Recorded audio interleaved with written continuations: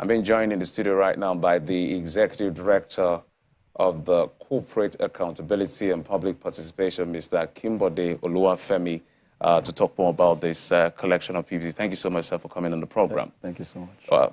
Big news, there have been two extensions, the Naira notes and then the PVC. So what does this mean for Nigerians generally?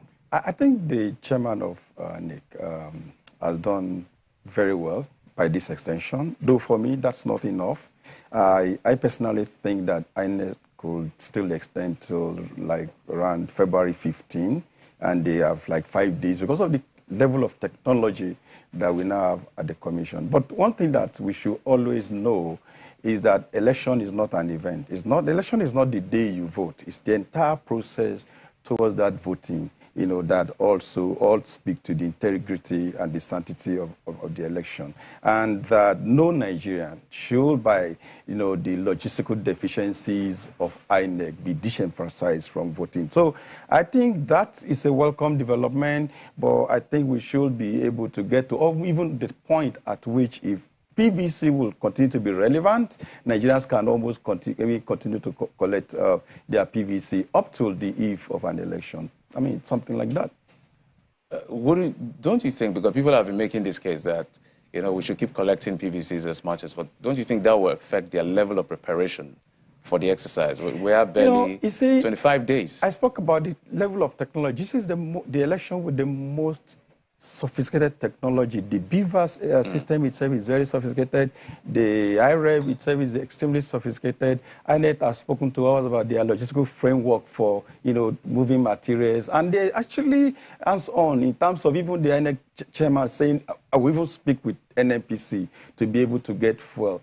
Yeah, but when you look at the technology itself, the fact remains that if not for the provisions of the Electoral Act that says, Part 2 from Section 47, 48, that says you must present your physical PVC. The technology with INEC now can actually recognize you that you are Mr. A or Mr. B by the time you use your fingerprint or by the time you conduct the facial recognition. But the law still says you must have a PVC. So we have the technology there, and moving forward, it's about how do we test this technology now. It's working pretty well, and then Nigerians again may think it's wise to say, look, all you just need is your national ID, and you walk up since you've registered to vote, and you cast your election. For the people that are still maybe caught up in the web of voter apathy, they are not interested in going. Now that INEC has extended, what do you think civil society organizations like yours should be able to do to get them to go collect these PVCs, just to show how? This election is one at which most Nigerians, why are we having this, this call for extension of collection of PVC? As at the last count that INEC gave us the figures, we had about 70 million PVCs already collected. That's about 75% of the entire registered voters. And INEC was saying we still have about 6.5 or 6.7 million PVCs yet uncollected. The enthusiasm is very large. But what I would like to say is that collecting your PVC is not enough. You've got to get there to the polling booth that day and cast your vote. INEC talked about mock accreditation of voters just to see how, let's say, ready they are. What do you think, how is this going to help in the preparation for the election? Because this election has been defined by so many terms, an all-important exercise, once-in-a-lifetime election, 30 years after June 12. Like, there's a lot of hype around this election. So how much of this mock accreditation, and maybe voting, if you will, that they will do? I think INEC just conducted the mock accreditation across maybe about 400 polling units. I'm not sure the report of that is out. But what we kept on hearing from INEC is that we are ready, we have the technology, and the technology has been described to Nigerians. I think a lot of Nigerians, the mistake is a lot of Nigerians have not taken time to actually look at how the BVAS itself work and how the BVAS is important to the election and what actually is in the Electoral Act.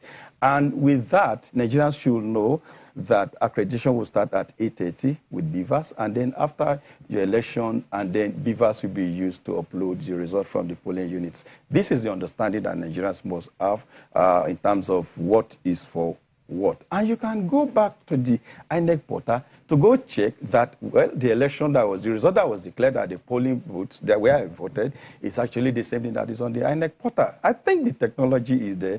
I think we should give INEC the benefit of a doubt that this time around we're going to get it right.